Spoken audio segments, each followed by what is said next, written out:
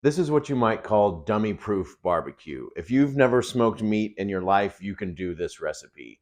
And other than maybe making the perfect medium rare steak, this might be one of the best things you can do with your sous vide.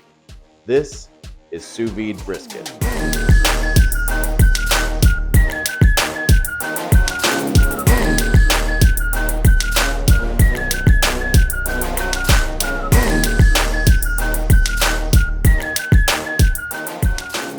Today we're gonna make a double smoked sous vide brisket. So we're gonna smoke it first to get as much of that smoky flavor on it as we can. And then we're actually gonna cook it in the sous vide for 24 hours. And then we're gonna smoke it again afterwards to kind of dry it off and get a little bit more bark on it. And I know this sounds like a lot, and it's not a lot, but it's a lot of time. You're gonna wanna start this whole process about 30 hours before you intend to serve it. But the upside is there's no, I thought I was going to smoke this for 12 hours, but for some reason it wouldn't get over the stall at 170 degrees. So now it's going to take more like 16 hours. And now my friends and family aren't going to have lunch until 4 p.m. because dad couldn't get the brisket ready on time. There's none of that. It's going to come out on time, and it's going to come out tender and juicy every time. So before we get started, there is one caveat to the way that I do this, and that is that you have to use a small brisket.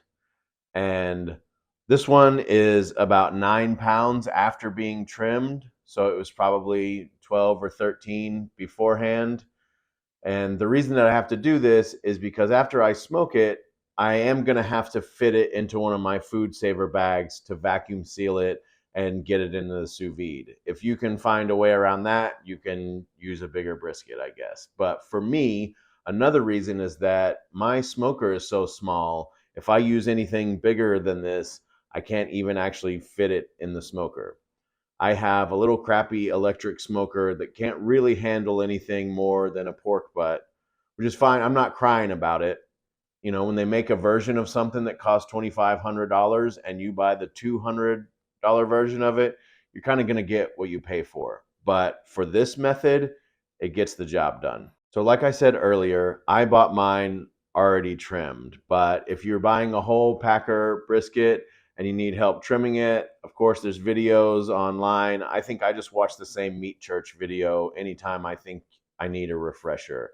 But the main thing is you want to get off all the fat that's hard that won't render down without exposing any more of the meat than you have to. And ideally, you'd like a pretty flat finished product.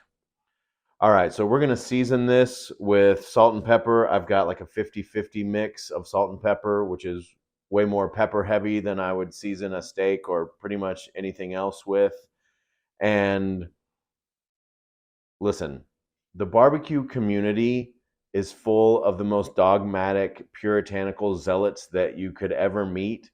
So there's people out there that would disown their child if they used more than salt, pepper, and garlic to season a piece of beef. I don't like to be that close-minded about food. So I used to try different rubs, but one time I used just salt and pepper, and I think that's about it. I haven't looked back since, really. Something about this cut of meat, just the meat, the salt, the pepper, and the flavor of the wood is the perfect seasoning. So we are going to use mesquite wood. We're going to put it in the smoker, fat side up or down. It doesn't matter because when the fat's actually getting rendered, it'll be in the sous vide underwater where gravity doesn't exist. So we're going to put it in the smoker at about 225. Actually, my smoker, you have to put it up to 250 or it won't produce smoke. So that's fun.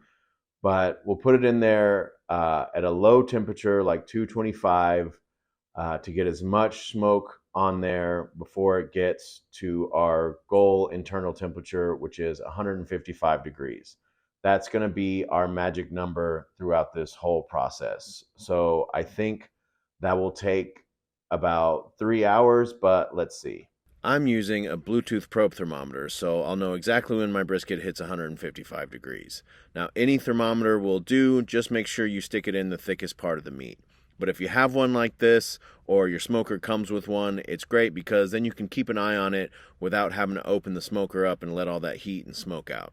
Once it hits 155, we'll take it out, and like I said, this is going to be our magic number. It's never going to go over 155 degrees. If we were just smoking it, we would cook it to about 200 degrees and then let it rest for a long time. But we're going to keep it low so we can cook it for longer and break down that meat and get it really super tender.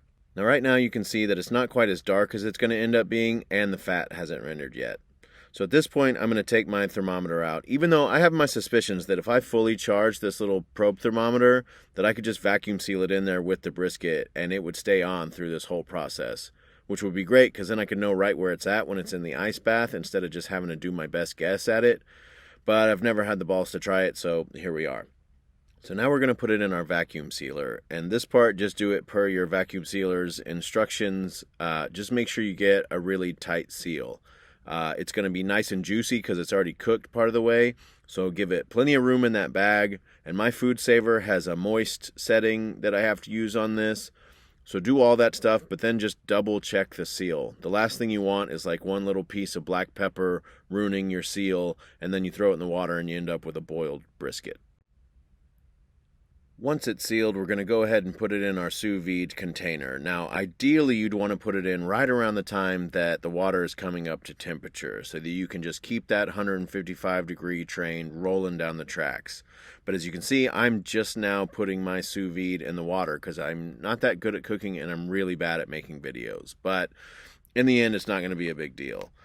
Now, you can see I'm using the trash bag method as a lid. You do have to have some kind of cover on here or it's just going to keep evaporating, and at best you're going to have to keep adding water to it. Now, of course, you can buy really cool fancy sous vide containers, and I'm sure there's 100 videos on how to make your own, but I like to use the trash bag method because number one, I'm lazy, and number two, my wife loves it, and I don't want to disappoint her. So either way, we're just going to wait for it to hit temperature, and then it's going to start its little timer for 24 hours. Okay, nice. So it's been in there for 24 hours. Actually, this one was in there for 23 hours because I had shit to do and I had to take it out early. And you can do it more or less time. I think 24 hours is great, but you could do it as little as probably 12 hours. It's just not going to be as tender. And you could do it more. I know plenty of people like to do it for up to like 72 hours. Which is fine, but to me that almost makes it too tender, and then it doesn't really resemble a brisket anymore. It's almost like a roast beef or something, which to each their own, but for me it's like, what's the point? Alright, so after the time's up, we're going to take it out of the hot water and set it on the counter, and then we're going to fill that same cooler with cold water and ice. And I like to put just enough water to almost submerge the brisket and then put the ice on top of it. And then we're going to leave it in that ice bath for 30 minutes. Then we're going to take it out of the ice, then out of the bag. We're going to pick as much of that jello off of it as we can, but I'm going to save as much of that jello and bag juice as possible for a future recipe on this channel. But you can use that for any recipe that calls for beef broth, and it'll just add like a nice smoky flavor to it. So save the bag juice if you can. And then we'll put the thermometer back in it and throw it back on the smoker one last time. Now, at the time I put it back into the smoker, my thermometer was reading 105 degrees. So I had to leave it in there another 2 full hours to bring it back up to our desired temperature of 150. And I know I said our magic number was 155, but you got to think it's going to cook itself a little bit more after you take it out. So I took mine out at 150. And now it's time to let it rest. And this isn't like a traditional smoked brisket where you have to let it rest for like 2 to 3 hours. We just want ours to be one even temperature all the way through. So take your brisket, throw it back into that same cooler one last time for like 20 to 30 minutes, and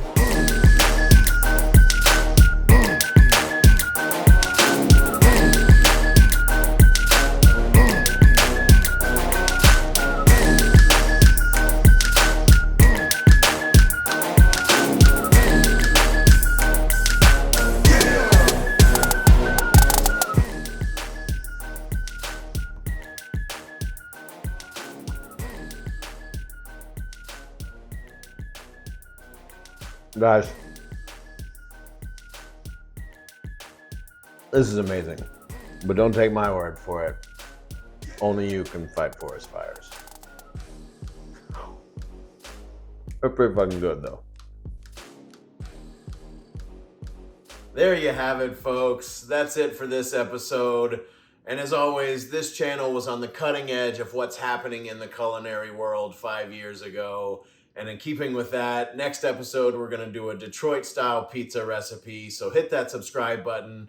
Please like the video. And guys, I'm on the verge of slipping into a depression. So be nice to me in the comments. All right. Thanks for watching. We'll see you next time.